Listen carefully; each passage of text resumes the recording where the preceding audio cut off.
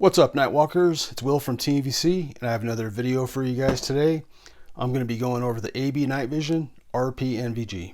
At the start of all my videos, I always like to give you guys a full disclosure and let you know that I work at TVC, and that's how I get access to a lot of the gear that I show on this YouTube channel. But it's important to note that this channel is not affiliated with TVC in any way. Like, I don't do this as part of my job or nothing like that. It's just how I get access to gear. And when I have cool devices or devices people have asked me about, that's when I'll prepare a video and put up for you guys. In the case of the RPNVG, I have had a lot of guys ask me about this device. RPNVG stands for Ruggedized Panning Night Vision Goggle. Now, as you can tell by looking at this thing, the pods are angled outwards. Now, this is the maximum amount of panning that's capable on the RPNVG. This is going to give you 65 degrees field of view. You can put them back straight. Now it's going to give you your traditional 40-degree field of view. Now, obviously, these pods are a little bit wider than normal if you had them at the 40-degree field of view. And the reason for that is whenever you make them this wide on the 65 degrees, you have to move them outwards because these eyepieces are now getting closer in when you turn them in, if that makes sense. Now, you do have the ability, because there's no mechanical sets on it, like in terms of it doesn't lock out at that position. So you have some ability to adjust it where you want. So if you want to achieve something that's more like, let's say 55 degrees, 60, something like that, you just kind of tweak these manually by moving them where you want until you get the desired amount of field of view that you're looking for. But if you just want to make it easy, you just make them all the way out, and that's going to give you 65 degrees field of view. All right, so I'm going to run through the goggle for you real quick and just kind of go over all the features on it and everything. So starting on the left-hand side here, on the top of the bridge, this is your infrared illuminator emitter right here on the front. This is when you turn on the infrared illuminator with this button right here. I'll cover that in a second. Your IR light's going to come out of this piece right there. On the side of it, you got your connector to accept a LEMO battery pack, such as the AB Night Vision low profile battery pack that they make. It works perfect for this goggle. The cable's got plenty of length on it. Here in the center, you got your dovetail interface, and this is going to be used for dovetail helmet mounts, such as the Wilcox G24, Neurotos Low Stow. Any dovetail helmet mount is what you need for one of these interfaces. On the bottom, you got your single CR123 battery. Just got a standard cap on it there. You unscrew it. Put your battery in there to get the thing up and running. Off to the right here, this is your infrared button, your infrared illuminator button. So it's got a fence around it to help prevent accidental activation. You have to make a pretty deliberate press on the inside of it to turn on the IR illuminator, which then emits right there. And then to the right of that, you have your power button, and it has a tactile click to it. You can certainly tell when you click it. This is how you turn the unit on and off by that button right there. And then off to the sides of the bridge, you have your lanyard loops. And so you got them on both sides of each part of the bridge. This is where you would attach your bungee hooks, little mini carabiners, whatever you want. You could do a neck lanyard, you name it. This is your lanyard attachment point to the goggle. On the front of the device, you got these little buttons right here. And then this is how you adjust for your IPD distance. And so you push this thing in, it allows you to slide the monocular pod back and forth for your eye spacing. You got that on both sides.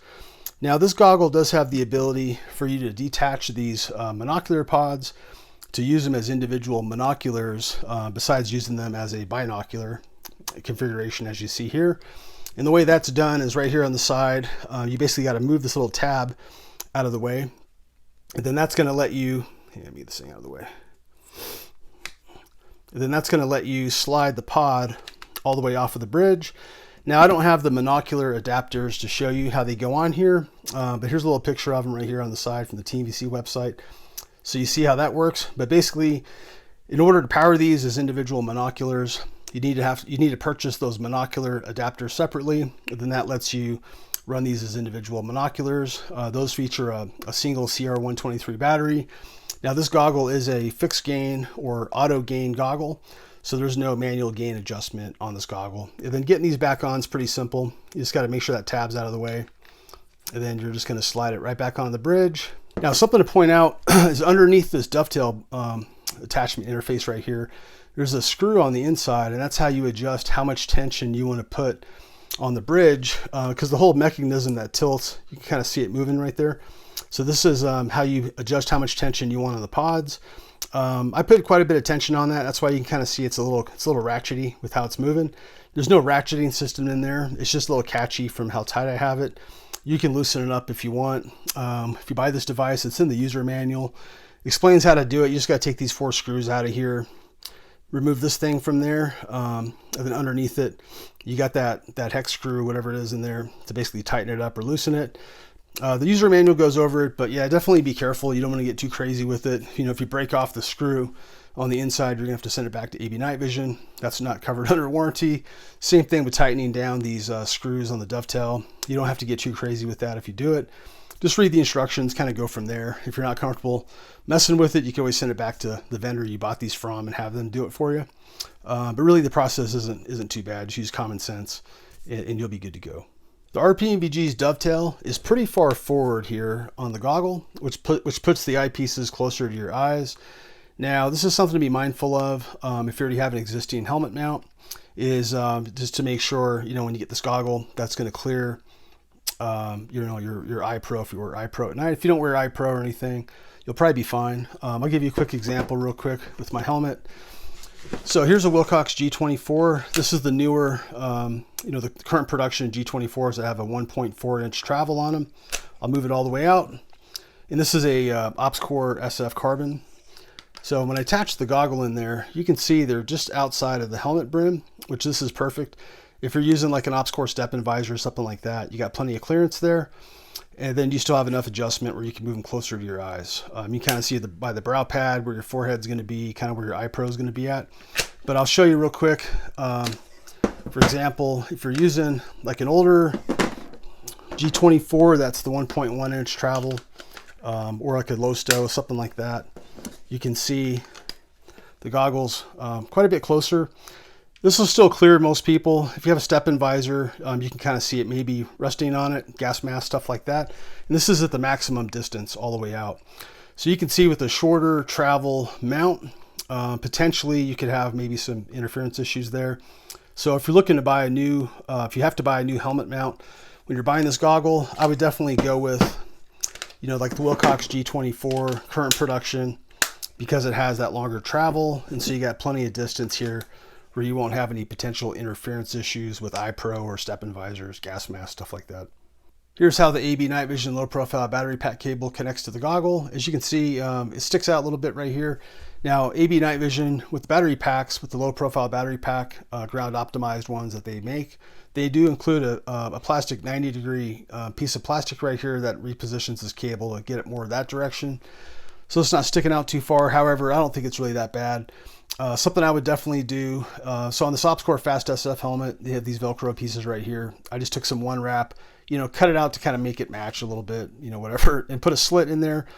This helps to retain the cable closer to the helmet so you don't have a giant loop sticking out here like could be potential.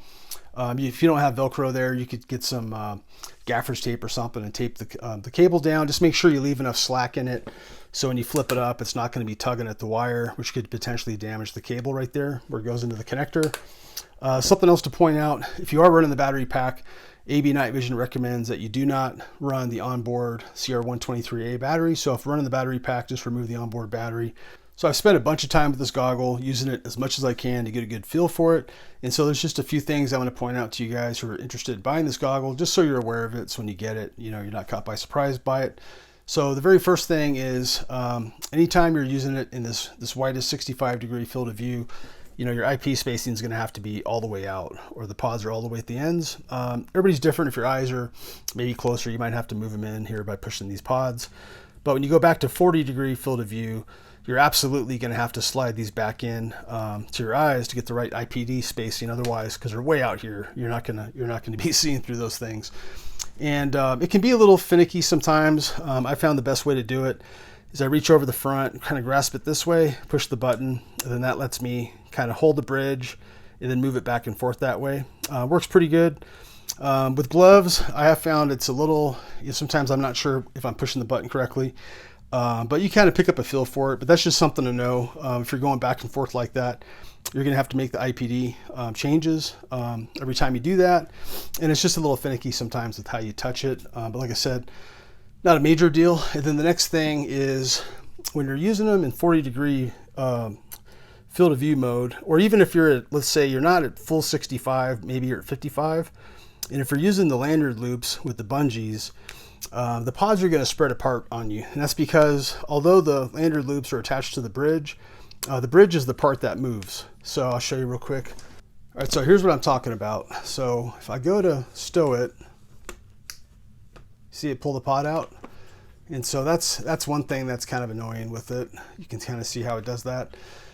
And so if you're attaching bungees, if you have a lot of tension on them, and these aren't super tight, but they're on there, it's going to pull the pods out. And so that's kind of annoying sometimes. Not terrible. If you want to lanyard it, what I would do is I would use something like a Kinetic Consulting Nerd. Just go around the bridge and just kind of keep the tension loose on it so it's not pulling it so hard when you pull it apart. Plus, if it's pulling it in the center, that should keep it from doing that. With this goggle, you want to keep an eye on these contact strips on the bottom of the bridge. You saw earlier, I was able to easily just slide this pod off of the bridge, and that's because it's not hardwired. You know, the pod's not wired to the bridge. It gets power from this contact, you know, getting these little connections on the monocular pod.